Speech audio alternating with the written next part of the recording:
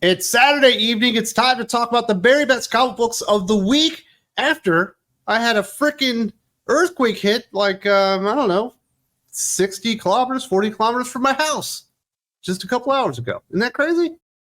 That's crazy. But thankfully, we're all good. Everyone's fine. Nothing fell down. But we do have some comic books to talk about. How you doing, Drew? I'm doing great, Wes. Didn't have an earthquake here in Indiana, thankfully, but I'm glad to hear that you're doing well. Family's all right. And but yeah, let's make up for that event by talking about some of the best comics this week. Well, let's celebrate that event by talking about Batman 150. It's supposed to be a milestone comic book. Chip Zdarsky writing. It says Jorge Jimenez on the cover, and technically there is some Jorge Jimenez art to it. Mostly, at least the main story is illustrated by Dennis Cowan, an artist that I like, but is not on the top of his game in this one.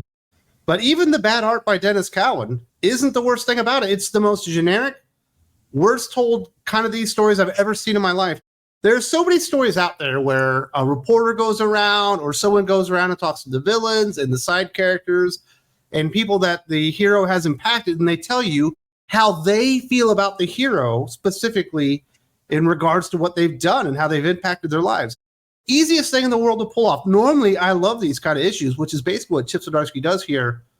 But the framework is that a guy has learned Bruce Wayne's identity as Batman at the very end of Gotham War.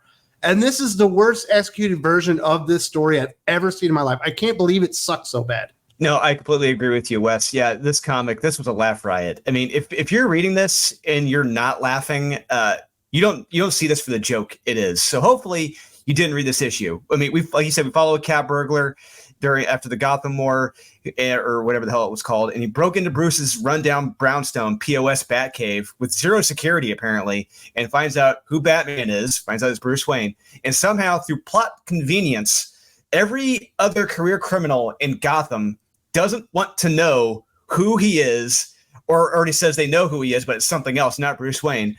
I'm at a loss for words saying this out loud because this actually happens here. You mean to tell me this POS criminal can't get rid of the secret? It is incredibly stupid. This whole story, this whole setup. It's certainly been done better. I remember when Hugo Strange had his identity and was going to put it up for auction, and he ends up getting killed because Joker doesn't want it out there, which was a great twist on the story. I thought it was really, really impactful and cool. Nothing cool about this. We even get the plot contrivance that this guy's son, who hates him because he treats his mom bad and wasn't really in his life was saved by Bruce Wayne, Batman or whatever, and he's put him through university. So he looks up to the Batman and all this stuff. And he almost gets killed because he gets kidnapped and all this stuff. And eventually Batman, of course, saves him. And then he's like, I've got a place in Metropolis that I'm going to put you up in. We're going to give you a new identity and a new house and a new job. Simping for criminals ain't easy, Bruce Wayne. It was the lamest choice I've ever seen in the history of Batman. He would never do that. Bullseye. This burglar, as we see here, is what most police officers would refer to as a career piece of shit. And he's a thief who can't help himself. Regardless of having a family, he will continue to rob. But according to the divine wisdom of Chip Zdarsky, all it would take is Batman saying, be better. Be better, Wes. That's all it takes for him to change his ways. Bullshit. It's total bullshit. This is beyond laughably stupid. This is a stupid as Batman dropping a huge duffel bag full of money on a homeless woman. What the hell are we doing here? This is an absolute clown show. Look, if you believe this was heartwarming and truthful and beautiful, I got some magic beans and a housebroken Wolverine for you as a pet that you might want. Look, the best predictor of future behavior is past behavior. If you don't believe that, you're an idiot just like Chip Zdarsky. This story is ludicrous beyond belief. Well, in charging so much money for it and calling it a milestone issue, Batman 150 doesn't celebrate anything. Not that there's anything really worth celebrating in Chip Zdarsky's run, but just further convinces me that it's time for him to move on to whatever next project he has. He was never the right fit for Batman. Nope. Never ever, and he had a good couple issues with the failsafe storyline initially, but after that, no, it's all been junk. It's been garbage, and one of the worst eras in Batman history. It's hard to top Tom King, but this is one of the worst. Well, he certainly made it less important than Tom King's run, which I do think is an achievement unto itself. Let's get into the good stuff because there were a couple of good comic books. It was actually a really down week. but there's one comic book that stood out above the rest from the indie books. Conan the Barbarian, number 12, Jim Zub writing, Roberto de la Torre on art.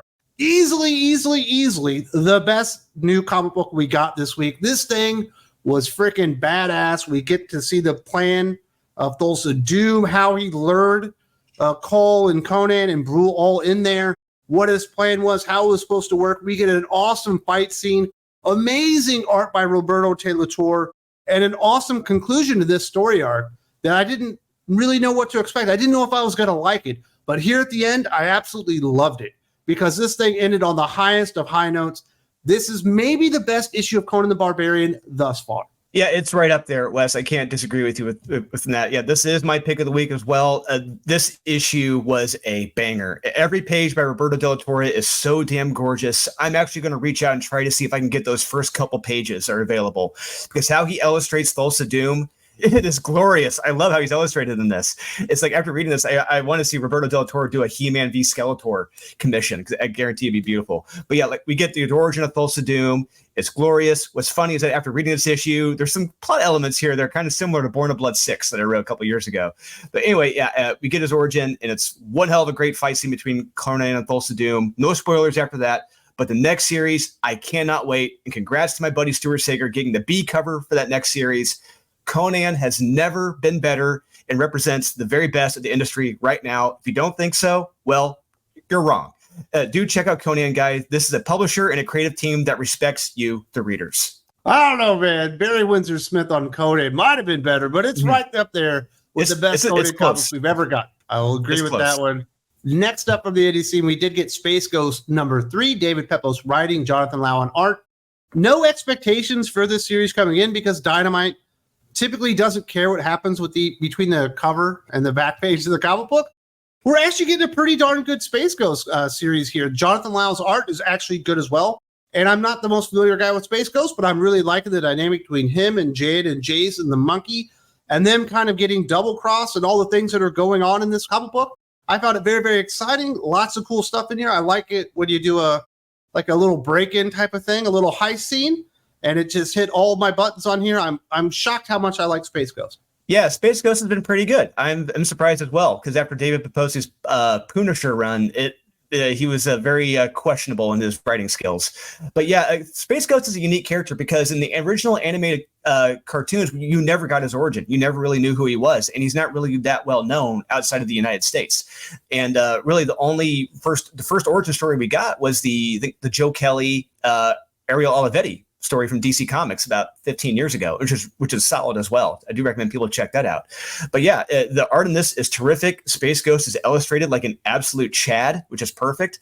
But the dialogue for him in this issue, maybe it's me. He seemed to be written like Batman from All-Star Batman and Robin the Boy Wonder a little bit. It felt kind of odd. But anyway, the plot in this issue, you got the female villain and what she uses to ensnare the males. I can go with it.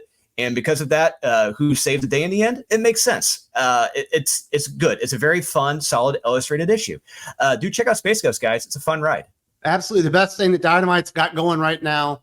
Next up, we're going to recommend The Last Mermaid number 5, Derek Kirk Kim, writing and illustrating. This recommendation is almost all on the weight of the art itself. You know, everything's in widescreen. It just almost feels like you're reading a cartoon, which I think is a really cool experience here. We do get some action in here, and we certainly do have some adventures. We've got The Last Mermaid. It's been a really enjoyable ride, but the art itself, it's almost overwhelmingly beautiful. That's the best way I can describe it. Yeah, absolutely. Yeah, the art is amazing in this. And what's funny, Wes, is that when you read a title like this, The Last Mermaid, I'm expecting to be bored out of my mind. It's going to be like the furthest thing I want to read, because I do not care about mermaids at all. But anyway, this is a fun, action-packed issue. I couldn't believe just how kinetic and action-packed the story was. And it ends on a literal cliffhanger. I was shocked. I had a blast reading this. And the art in this, like you said, it's hard to say anything different. It's beautiful. The art in this is very, very beautiful. And I could see this being an absolutely beautiful animated series. Yeah, do check out The Last Mermaid, guys. You'll be very, very surprised. Absolutely. It's not like a Little Mermaid type of thing. It's actually all action-packed. It's actually pretty fun. The final indie book we're going to recommend, Canto, A Place Like Home number 2, David Booher writing, Drew Zucker on art. The first volume of Canto at Dark Horse Comics. And we've got some stuff going on. They've really been building Canto up over the last maybe 6-7 years or whatever. And we've got this big battle brewing between the Shrouded Man and Canto and his enslaved friends, the little tin men. It feels like all hope is lost. That is not the case, and we get a great reveal there at the end with Canto finally coming in with his friends, really trying to save the day. And Drew Zucker is a fantastic artist, and it really feels like he's upping his game here on Canto again. I have never gotten into Canto. I never knew the attraction or reason for the popularity. This is my first time really reading Canto. I don't know what, something about the character design looked kind of ludicrous to me, but somehow this character has survived and more stories are being told. And that's great. Terrific. This issue is straight up action packed. There's a couple pages in here where you can see the scope of this battle. And wow, it is so beautifully illustrated, and naturally chaos ensues. We see Canto be the hero for who he is toward the end of this issue, but will his city be in one piece at the end? Will his allies be alive? Is the sorcerer truly gone? You got to read to find out. Yeah, if you never read Canto like me, do check this out. It's actually a very, very fun kinetic read. Do check out Canto, guys. That's been a really fun thing, when you discover a book and then you kind of get into it, it keeps going on. And they've managed to keep the same creative team the entire time, so I think they're doing a great job there. Now let's move over to the big two. We do have some Marvel books to recommend. Wolverine Deep Cuts #1, Chris Claremont writing, Edgar Salazar on art. These guys just finished up Madripoor Nights. The thing is badass. It's basically Wolverine versus Sabretooth almost for the entire issue, but the way that they place it within the time frame and the continuity of X-Men, I think is really good. Claremont explains it awesomely. And Edgar Salazar, who I thought did a really good job in Madripoor Nights, ups his game here. It looks even better and more badass than the last series. Yeah, I completely agree with you, Wes. I'm glad you said that because, I'm going to say this now. This is the Wolverine Sabretooth war we should have gotten right here. This is how you do it. There's no quid and quire. There's no redundant derivative characters taking up most of the pages. It's Wolverine versus Sabretooth, and it's bloody well done by Edgar Salazar. The fight scenes are very well choreographed. They're beautifully detailed, and you can just feel, the hits, the dismemberments. It's great. There's a couple pages in this issue that I specifically want. If you read it, you know the pages I'm talking about. This guy, Edgar Salazar, he is a future superstar in the making, right alongside Fareed Karami. And what happens at the end of this issue? Sure, I'll go with that. I mean, what they're teasing for the next issue, look, if it's as violent as an action-packed as this issue, take my money now and twice tomorrow. And this is how you do a Wolverine comic. And Edgar Salazar on the art gets it. If you're a real Wolverine fan, you'll need to check this issue out. This is how you do it right. Absolutely. I kind of just written Chris Claremont on, like, you know what? He's a legend. He just doesn't have it anymore. But this makes me think that he still does have it, when he's writing stuff in continuity 30 years ago. Another surprise recommendation, Spider-Man Reign 2, #1, Carrie Andrews writing and illustrating. Now, this one's 100% on you, Drew. I read the comic book, and it's weird. It's very all over the place. I never really wanted to see Spider Santa and some of the concepts in here, but I think Carrie Andrews is trying to outdo himself from Spider-Man Reign the first time and is really going for it, so I'll give him full credit for going as crazy and out there as humanly possible, and certainly the art is very well done because Carrie is a great artist. But I don't get the recommendation on this one, man. It is such a weird book. So it like you said, I laughed because you're right. It is a very, very weird book. And that's probably why I like it, because it's so weird because I didn't expect it to be like this. I was not expecting this. Honestly, truth be told, I was shocked by how much fun I had with this issue. I was expecting to be bored out of my mind with this issue. It gave me everything that I wanted in a reading experience. I mean, Spider-Man at this point, he's much older now. He's pulled out of, lack of a better term, he's pulled out of the Matrix by the daughter of a certain character, and is shown what has happened to the world and how much of an absolute shit show it is now because of a certain rogue in Spider-Man's gallery. This world he's in is kind of like Ready Player One, and you really think about it, just how horrifying living in that fantasy world is like. It's not living, it's a prison. And so Spider-Man meets up with an old villain of his who gives him an opportunity to kind of more or less fix things, who he may be running up against in the next issue. Yeah, take my money now. I want to see that happen. And like you said, how Spider-Man's illustrated in this, I wouldn't say Spider Santa so much as Spider-Man Master Roshi from Dragon Ball Z. That's who he kind of looks like with that beard. Me personally, I don't know what it is. I think he looks cool. I would love to see a statue of this Spider-Man Master Roshi. But yeah, do check this out. If you want to read a fun Spider-Man story that you're not going to see coming, it's incredibly random, but very beautifully illustrated.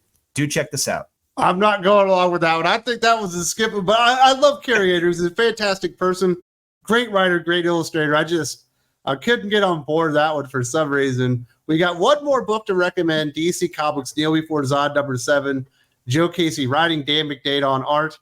I've really enjoyed Kneel Before Zod. It has been kind of up and down and taking weird twists and turns. I personally think this is probably the weakest issue of the series so far. The first half of the book is just so strange. The Emerald Empress and all the stuff that she's doing, and apparently she's lost her mind and all that stuff. And it really just threw me off. The last maybe 8 pages of it, I think, are absolutely badass. But the first part of it was just so weird. Not nearly as weird as Spider-Man Reign 2, but such an odd turn for the book, because Joe Casey has taken this thing all over the place that I found myself a little befuddled. Yes, I agree. The first half of it is not going to lie. It's pretty weird. As you said, as the further on you get in this book, what I love about this is it's kind of teased and hinted upon along the way. It's the story is Zod with his struggling to control and lead this ship with his followers.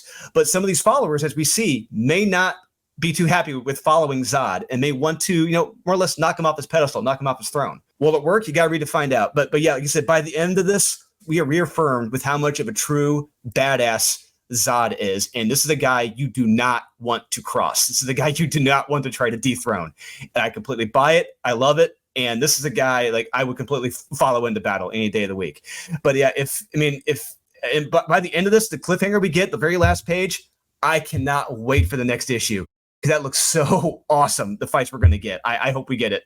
Do check this out, guys. Journal of Zod. He is a true badass in this issue. I love it. I'm also seeing rumors out there that Kneel Before Zod #8 is going to be the finale of this series, even though it's supposed to initially be a 12-issue miniseries. So I'm not really even sure how they would end it because I'm not sure what the story is at this point.